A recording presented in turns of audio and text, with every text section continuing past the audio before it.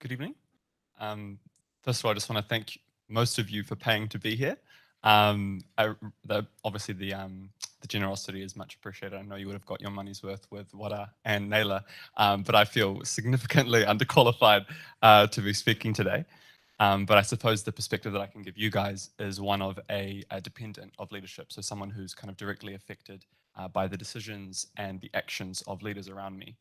And like Hadi said, the reason I have this platform kindly and blindly provided by Hadi is because my father was injured at the An-Nur Mosque on 15th of March, and brother Atta Alayan passed away that day. Um, so I think before I kind of move forward and try and acknowledge the various acts of leadership during the aftermath, I want to reflect a little bit on the fact that my brother died trying to take leadership during a time of crisis, and he wasn't alone in that. And there's a lot of people kind of on the screen behind me that quite literally sacrificed their lives to try and be leaders and to stop the terrorist in his path. And I know that my brother and his friend Hussein Al Omari, who's next to him on the screen, both tried to tackle the terrorist in the An-Nur Mosque and obviously sacrificed their life because of it. And I think it's incredibly fitting that this is the topic tonight because it's extremely relevant to not only the heroes who died that day, but also the various incredible examples of leadership that took place afterwards. Um, a little bit about my brother. His name is Atta Alayan. As I said, he died a hero that day, and uh, I'm a little bit bitter now that the dust has settled that he did die a hero because I've lived my whole life in the shadow, and it's rather frustrating that I'm going to be stuck in that shadow for the rest of my life. But I'll try to do a little bit of shameless self promotion tonight as well. But he was a CEO of an IT company and a father, and he represented New Zealand for futsal, an athlete, incredible leader during his life, and of course he died a leader. Um, but enough about him and a little bit about me. I am a practicing architectural designer. I graduated my Bachelor of Architectural Studies in end of 2017, and I've been working for a commercial architecture firm based in Christchurch under the name of Icon Architects. And I'm completing my Masters of Architecture here in Auckland. I'm doing my final year, which is my thesis year. And I recently established a small architectural practice under the name of Elayyan Architecture, specializing in architectural and spatial concepts, as well as architectural visualization. Um, and I currently lead a team of one, give or take one extra person on a really busy week. So I certainly can't speak on business leadership.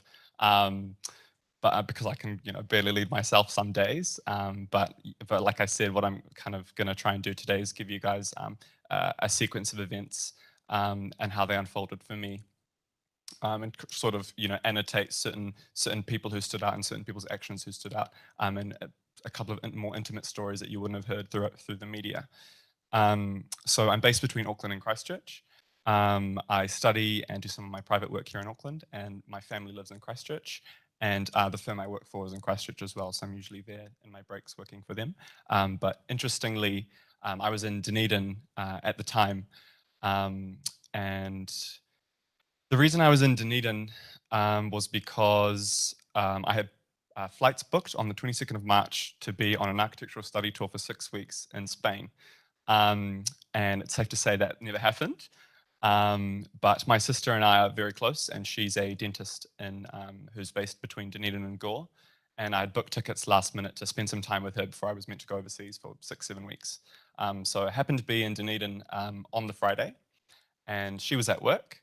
And I kind of found out about the circumstances very similar to, I'm sure, how many of you found out. Kind of this exponential explosion of notifications on the cell phone. And kind of first instincts were seeing all these texts saying, "Is your family okay?" I just assumed there was an earthquake that had happened in Christchurch. And I'm kind of very quick to swipe a New Zealand Herald notification. I'm very sick of hearing about, State Highway 1 crashes. But the second I saw that there was An-Nur Mosque in the title of some of these notifications, I kind of realized that there's a very, very strong possibility that people I know, my family, could have been kind of involved. Um, and straight away kind of made sure to connect with my sister at work, and we took a couple of moments to digest the news, and I had a flight booked back to Auckland the morning after, and we just decided that we needed to be in Christchurch as soon as possible. And we looked at flights, and we decided it would be just better just to drive straight there. So we hopped in her car and we drove straight to Christchurch. And there's a couple of moments I just want to reflect on in that drive, since the topic, of course, is about leadership during crisis. So that car drive was an extremely bizarre 6 hours. Um, I'm kind of glad Nayla's left, because it was actually something like 4 hours. I was speeding like a maniac, and to be completely frank, I can admit that I had one hand on the wheel and one hand refreshing my notifications almost the whole way there. And my sister and I we had various moments of silence, moments of conversation, moments of reflection. But one really interesting thing that I've reflected on in hindsight is the fact that all of the information I was getting from the media in that car ride and for weeks to follow was purely through headlines and notifications. Um, I did not have time to read articles. I didn't have time to be getting any kind of detail as to what was going on. And that's really out of character for me. I'm kind of one of those geeks that watches, post-cabinet press conferences and is trying to get all the details politically in terms of current events. So, like I said, in that car ride, everything that I was learning was purely through headlines and notifications. And we were driving, and the death toll was going from 5 to 10 to 30 to possibly over 30. And as we were kind of getting these waves of information, we started to realize that if one person was killed in a Noor mosque, we would probably know them. So this idea that there was possibly over 30 people killed in that mosque, we knew straight away the shockwaves that was going to send through our community, of course, and through nationally and globally.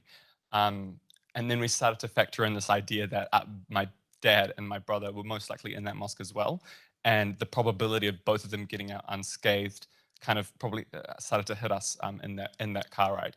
But there's one particular notification that I just want to highlight, that I read during that car ride, that I feel like we can kind of all learn from today. And that was the notification that I read where the Prime Minister of our country described the event as a undeniable act of terrorism.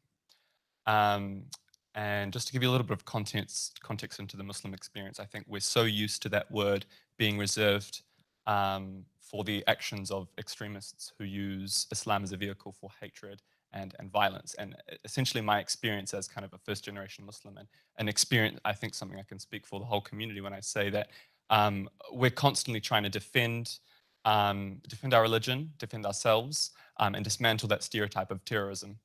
And we do that knowing and being conscious of the fact that people who aren't Muslims commit terrorism all around the world constantly, but it's never described like that in the media.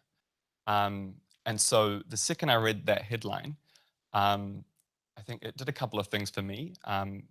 As someone directly affected by the situation, I think what it made me feel was that, at the very least, our government wasn't understating the significance of the events, and the courage that the Prime Minister of our country, and obviously her PR team around her, whoever was advising her to kind of make that statement, they had the courage to call a spade.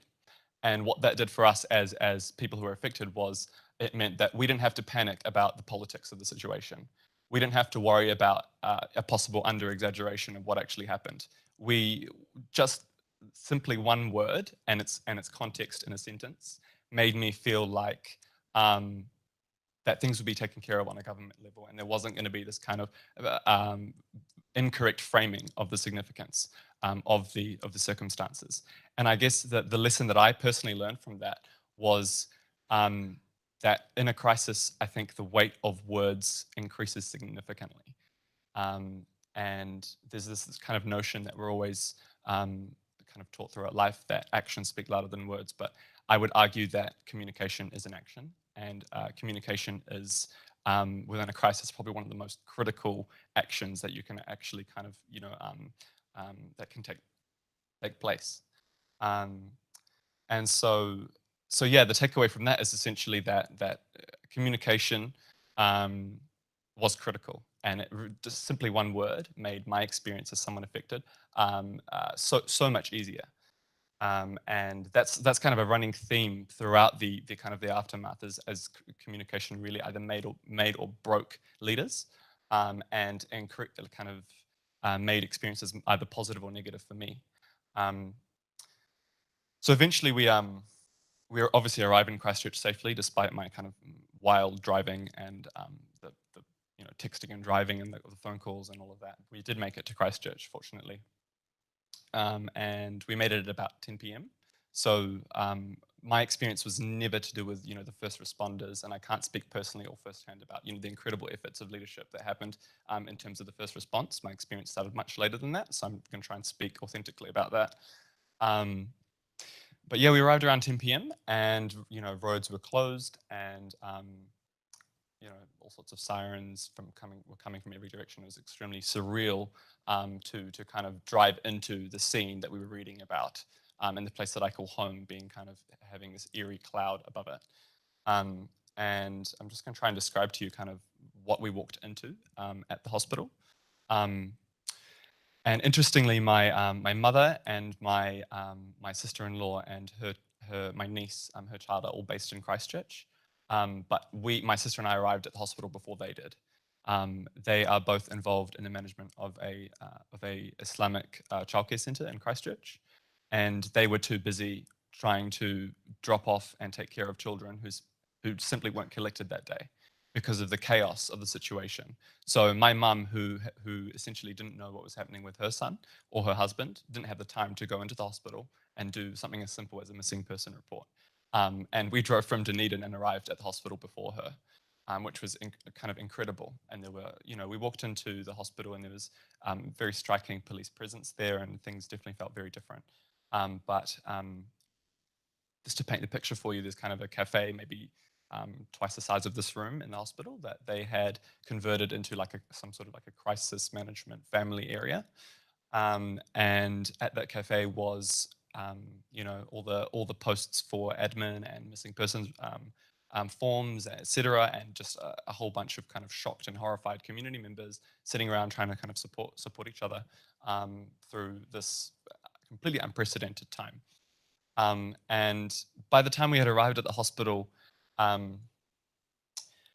mum had managed to get through to my dad, who reassured her that he was alive but injured, and she hadn't heard from him since that one phone call.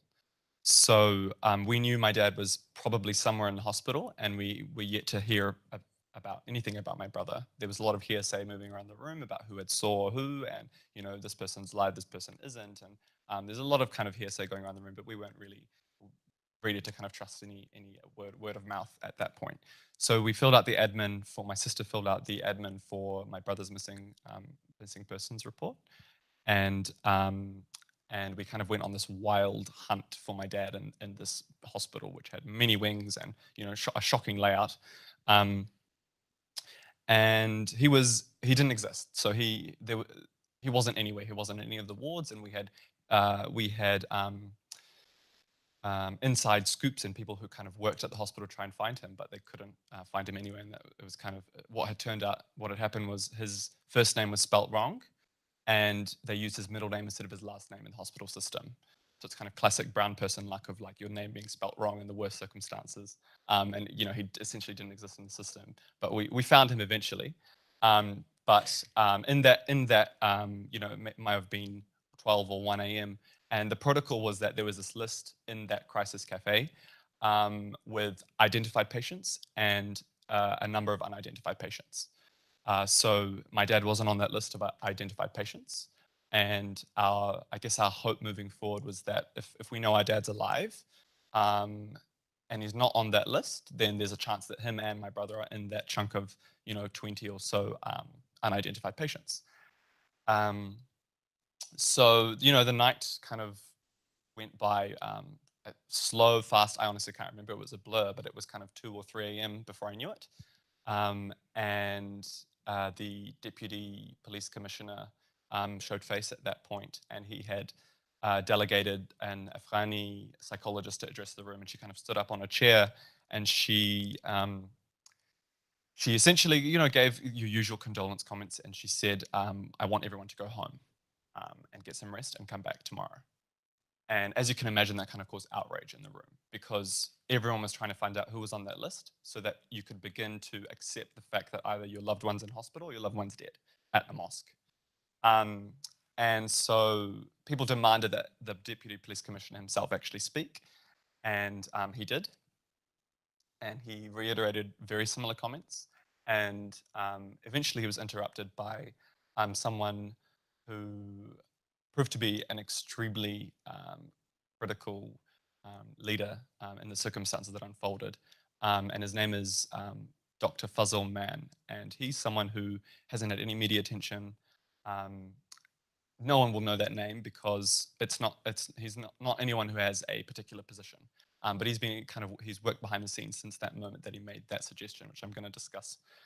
So he suggested that someone from the community who knows faces and knows names go through the wards and identify every single patient and complete that list before the end of the night. Um, and it seemed like the most logical thing I'd heard that night. It made so much sense, and yet the teams of of highest leaders of the community and the government and the police who had been meeting all night, multiple times, couldn't come up with that idea. Um, and so that idea was taken on board after a little bit of kind of behind closed door discussion, and Fuzzle disappeared, and he ended up being one of those people who kind of went through the room and identified those people. And so it might have been maybe 3 or 4 a.m. And he comes back and he stands up on a chair and he starts to read that list in its complete form very slowly. And we get and it was really refreshing to hear some names pronounced right. So I'm glad that it was him reading out that list and not someone who kind of isn't familiar with Muslim names and their very complicated spellings. So he was reading that list incredibly slowly, and it was probably the middle of the list, and my dad's name was called out. And I was trying to kind of understand whether or not this list was alphabetical. I was trying to get some logic to this list so I could figure out whether or not I should really prepare myself for my brother not to be on that list. And there's a whole lot of emotions going through me at the time, but he obviously kept reading names, and my brother's name wasn't on the list.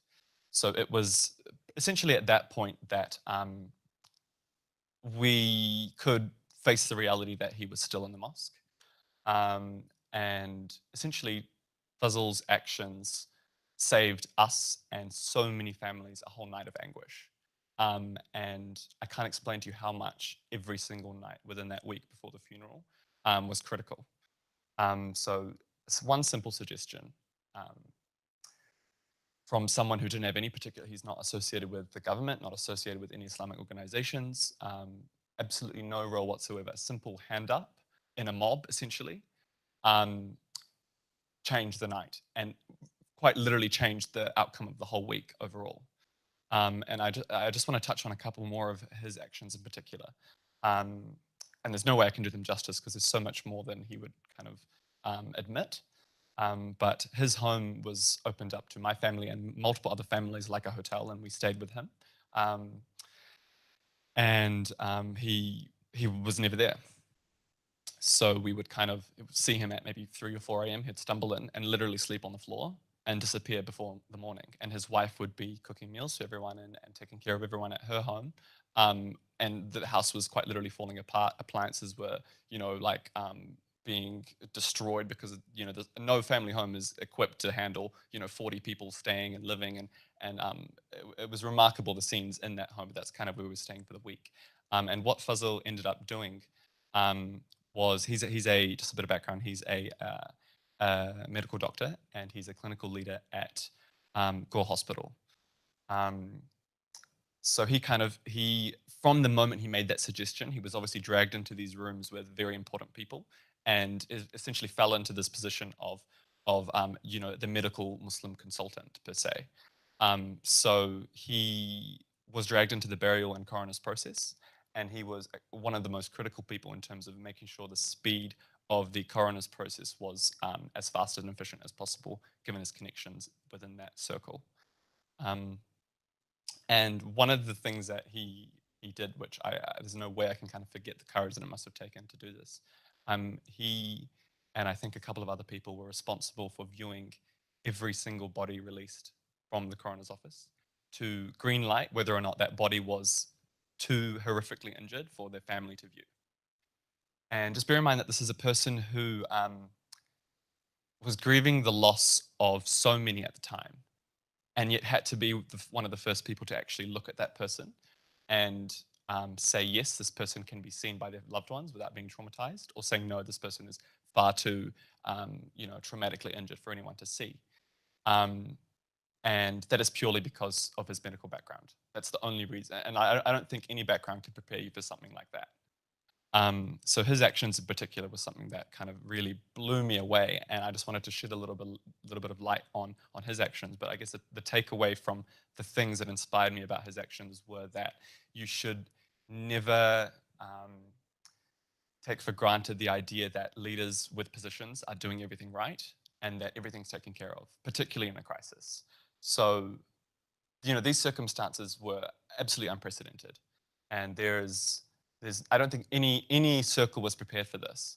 And so to sit back and not be ready to make suggestions if you have ideas, and to sit back and say, "Yep, look, there's leaders with positions. I'm sure they've got everything under control." I can just sit back with the criticism in my mind, as opposed to having the courage to be ready to suggest things if you do have good ideas. What Fuzzle's actions taught me was that if you have the self-awareness and the courage and the skills, um, don't take that for granted, and step up and be ready to rise if you have the courage, because you never know how instrumental you might be in that process. And sometimes it's obviously not worth taking that risk and just sitting back, like many did. And obviously, given the circumstances, there was a trauma that stopped a lot of people from stepping up, myself included. But yeah, his actions are something I did want to just gloss over and touch on, and there's much more where that came from. But there's a couple of other little kind of groups and moments that I also want to touch on. And like I said, these aren't things that you would be hearing about in the media. These are kind of things that I saw firsthand. And one of the other groups that really blew me away in terms of their response and their actions was some of my brother's closest friends. And some of them are in the room. But just to paint a little picture for you, my week essentially consisted of uh, going to the hospital, visiting my dad, visiting the 40 other people that I knew who had been injured and their families and their loved ones, and going to meetings with police and getting a little bit of progress and inside scoop on what was happening with the coroner's office. And I would be sometimes going to the airport to pick up extended family members, and then I would be going back to Fuzzle's home where my mum was staying and grieving. And every single one of those spaces was heavy and somber, um, and full of grief and shock. There was obviously pockets of energy and positivity and laughter here and there, and there's an incredible strength that was in those rooms as well. But they were extremely heavy places to be all week. And in complete contrast, those Airbnbs that Wadah talked about. Essentially, like walking into those Airbnbs, the 3 or 4 times that I managed to, because my day would be 12 a.m. before I knew it. I'd wake up and it would be 12 a.m. and time would just rush. But I made sure to make some time to go and see Atta's friends and try and kind of update them on the process that I'd be hearing about that they may not be hearing about. So I'd walk into these Airbnbs, and just to kind of paint the picture for you, again, leaving my grieving mum at home, leaving tears and all this kind of sadness, and I'd walk in and there'd be a whiteboard on the floor of this Airbnb, post-it notes, laughter, chat, people sitting on couches, people in the corner on the phone, laptops open, just this like mind-blowing energy and positivity in these rooms. And essentially, there's a couple things going on in those rooms that I want to just talk about. So on that whiteboard with the post-it notes, there was this troubleshooting, diagnosis, brainstorm going on. And essentially, Hadi was actually very much spearheading that kind of that chat. And the conversation was essentially around how the representation in the media of Muslims, like people who were, because essentially cameras were everywhere, and anyone and their dog could rock up in front of a camera and say, "This is my situation," and be interviewed. And essentially, what the guys were frustrated about was the fact that there was a lack of articulate representation from the Muslim side. So obviously, there's this incredible hashtag They Are Us, but you would open up the media and you would look at videos, and it would be someone with English as a second language who's probably not first generation, speaking about the circumstances and representing the community essentially. And the guys felt that that wasn't the best optic to promote this concept of ARS. There's definitely better, more articulate representation out there that isn't being shown by the media. And so they were kind of brainstorming a concept to try and counter that and try and take control of the narrative and try and put articulate people at the forefront of what was going on in the media. Um, and essentially, in a nutshell, they came up with this initiative to set up a table in Hagley Park and have a hand-picked selection of intellectual, articulate Muslims who are Kiwis who can definitely represent the community in the best way possible to the media, and also to just have conversations with the public as well. And I think that little tiny initiative got sponsored by Kmart in the end, and it was kind of this really refreshing initiative that really helped kind of take control of that narrative. And another thing that was happening in that room was an initiative spearheaded by Elias, who's sitting in the front row. And essentially, he set up a GoFundMe for my sister-in-law and my niece, who had lost a husband and a father. And it's nothing's remarkable about setting up a page, right? But what kind of took me aback and blew me away was the way that these guys were kind of setting up the framework for this Give a Little to be reaching its maximum potential and being kind of at its maximum exposure and getting as much promotion as possible. They didn't just set up the page. They were kind of on the phone, sending emails, messaging people on Twitter and retweeting things and trying to get this page to pop off. And it ended up raising over $200,000 for my sister-in-law, which is incredible. But the kind of the inspiration that I took from that room and from the guys in those rooms was that it's all good and it's fine to be complaining about issues and to diagnose issues, but sometimes you do have to step up and be the change that you want to see. I think it's something millennials are guilty of, and sometimes Muslims are really guilty of, just complaining about things and sitting around in a circle and kind of diagnosing issues, but never actually putting in the framework to solve any of those problems. And what blew me away about these guys was that they diagnose issues and they set up structure to actually solve those problems in the same breath. And that's all while grieving one of their best friends. So it was very easy for me. I mean, if I walked into one of those Airbnbs and if no one was doing anything, I would have felt it would have felt normal. What was abnormal was the way that they were putting their energy into doing as much positive work as possible in a time of horrific grief, where it would be very easy to kind of sit back and do literally nothing and just grieve, because that was the situation. And obviously, on top of that, it's worth noting that none of these guys had any kind of positions within politics or Muslim organizations or anything like that. So they were obviously just trying to do good, and they did kind of incredible things. But another thing that I really took away from those rooms was the importance of energy and attitude in a crisis.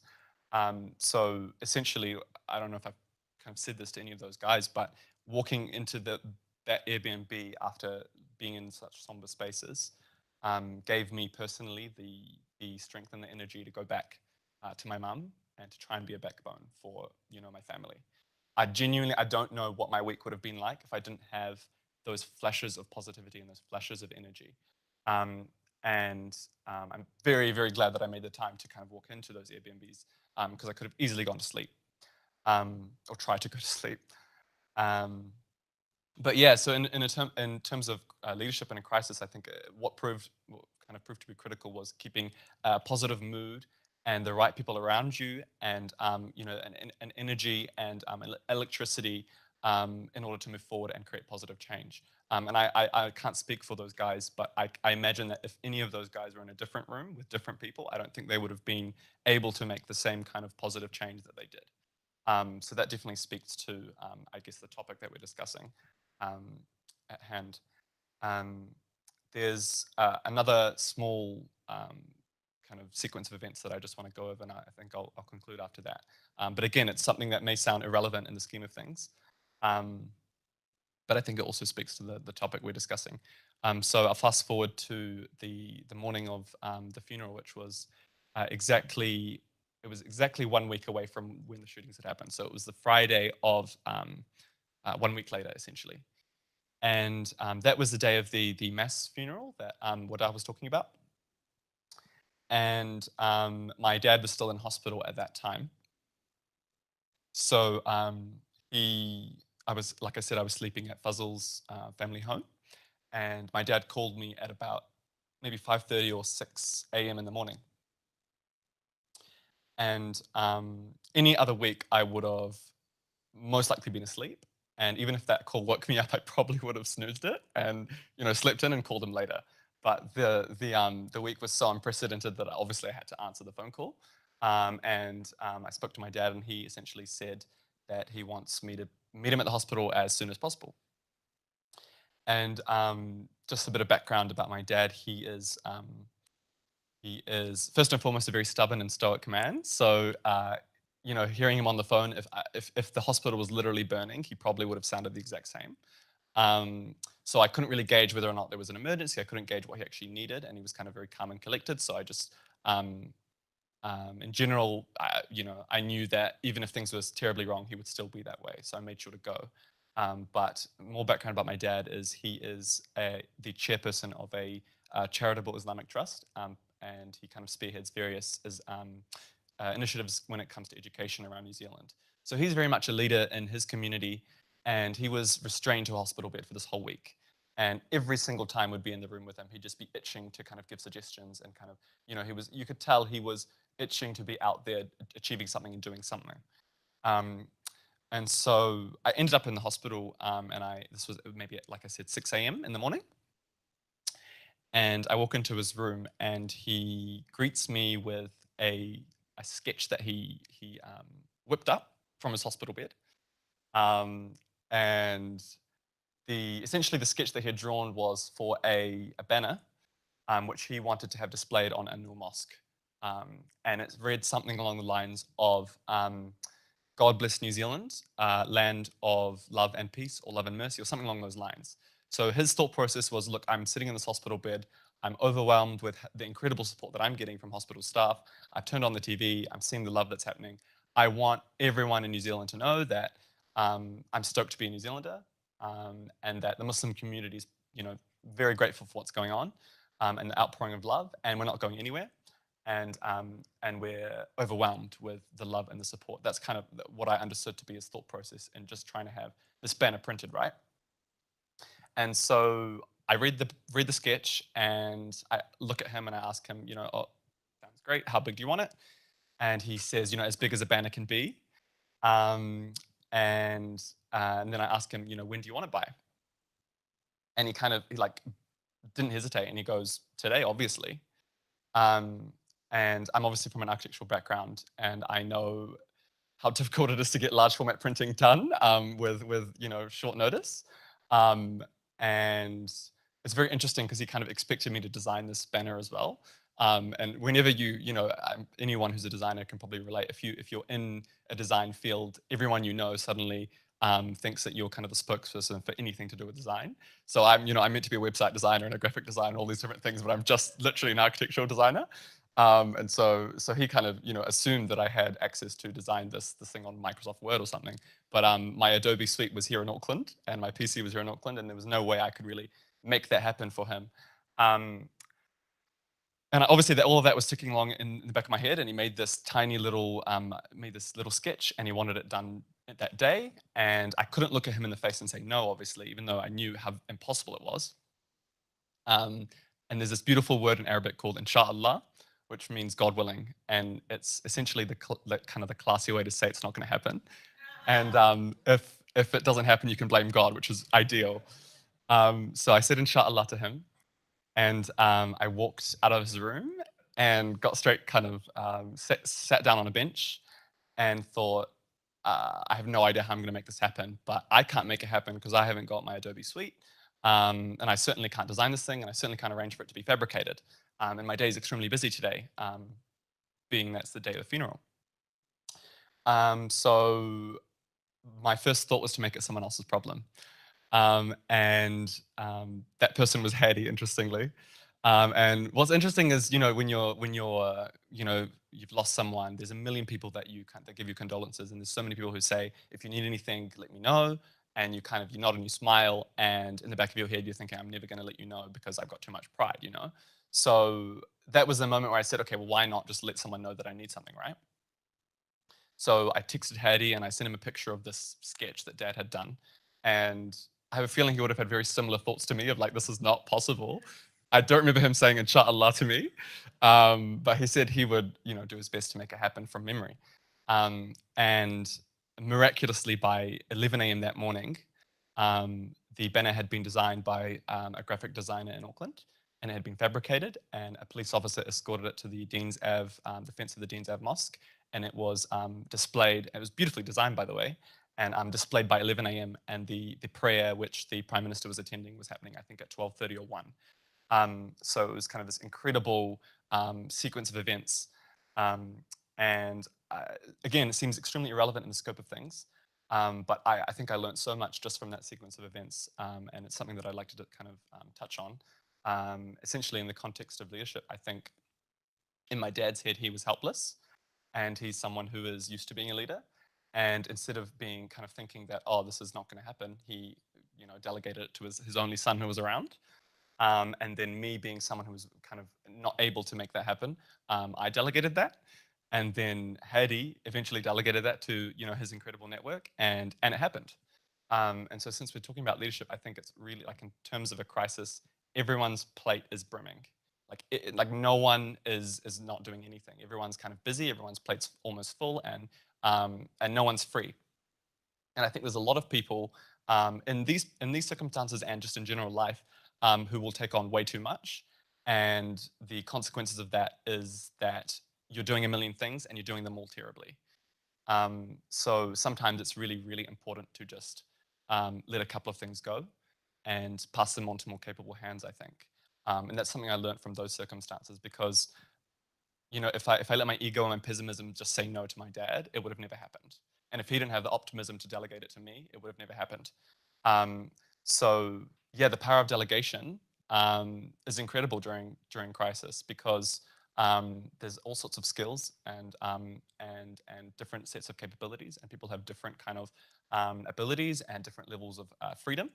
And passing tasks on that you can't execute is better than shooting the idea in the foot and just saying it's not going to happen. So that's kind of something extremely meaningful that I learned from that tiny situation that's really inconsequential in the scheme of things. But it taught me a lot. And yeah, I mean, there's like 20 other little stories I could tell.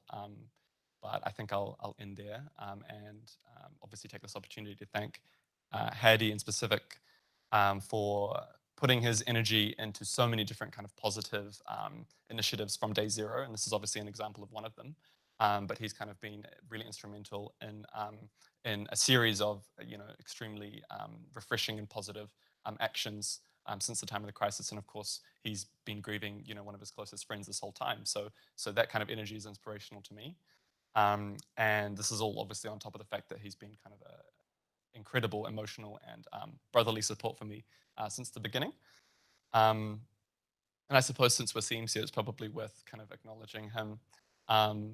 His strength as a father has been an inspiration to me as well. And I think there's a lot of stories to be told from kind of victims in the ways that they have responded to this that we haven't heard yet. And me personally, I'm very much looking forward to kind of hearing those stories unfold and hopefully letting those people get some light, because there's a lot to be learned from behind the scenes that you just don't see because kind of a lot of the most genuine people aren't keen to get in front of cameras and in front of media. So hopefully kind of I've been able to shed some light on people who you probably wouldn't have heard of and their actions. And hopefully there's something to be learned from those bits and pieces that I've shared with you. So would love to answer any questions as well.